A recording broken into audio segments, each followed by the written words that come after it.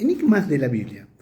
¿Por qué no todos los evangelios hablan de la infancia de nuestro Señor Jesucristo? Bueno, primero tenemos que saber cómo fue que se fue redactando el texto.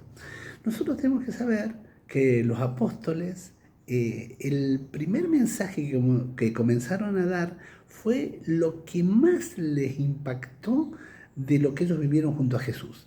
Y el impacto más grande que recibieron al principio fue la muerte y la resurrección del Señor Jesús, que fue lo primero que empezaron a predicar de manera oral.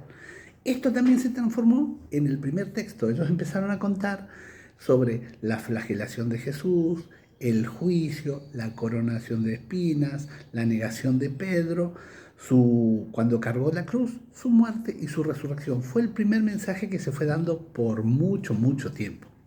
Así también después, posteriormente, lo que pasó cuando fueron enseñándole a otros cristianos, estos querían saber un poco más de qué más sucedió sobre el Señor.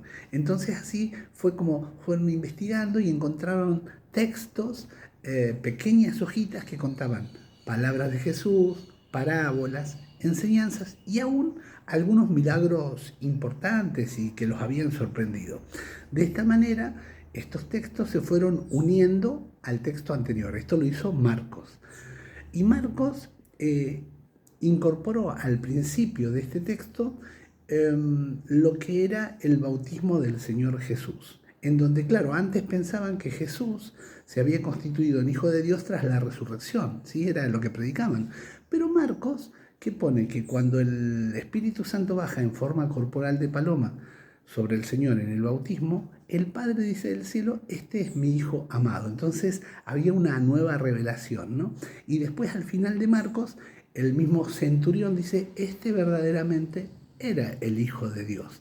De alguna manera el Espíritu Santo iba iluminando a los apóstoles y a los discípulos a comprender que Jesús no era solamente Hijo de Dios tras la resurrección, sino también desde el mismo bautismo que recibió en el Jordán.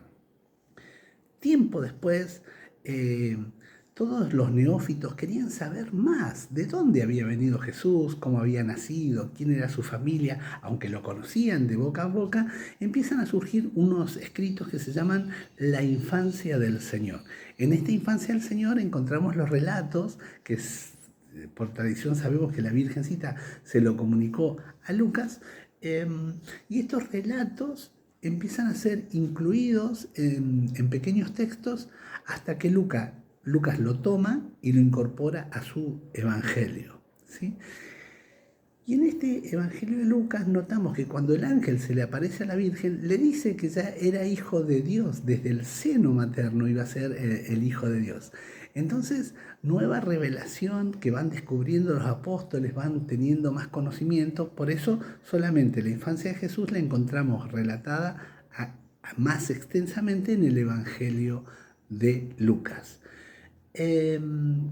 Posteriormente, pasados los años, y fijados los evangelios de Mateo, Marcos y Lucas, Juan sigue reflexionando sobre la persona de Jesús, sobre este Señor que había venido. El Espíritu Santo sigue iluminando a la iglesia y Juan incluye en su evangelio el relato de la preexistencia de Jesús. En aquel tiempo había un himno antiguo que decía, al principio existía la palabra y la palabra estaba con Dios y la palabra era Dios. Juan lo incluye en el primer capítulo de su evangelio, en donde nos revela que Cristo, como Hijo de Dios, existía antes de nacer, antes de surgir en el seno virginal de la Virgen por obra del Espíritu Santo. O sea que nos dice que Dios, Cristo, existía desde siempre como Hijo de Dios. Así la Iglesia nos va revelando a través de la palabra de Dios quién es este maravilloso Cristo en el que nosotros creemos y amamos. Este Cristo que caminó entre nosotros, que nació, que hizo milagros, hizo prodigios, predicó, murió y resucitó, y que ya existía desde los tiempos y que hoy nos sigue acompañando.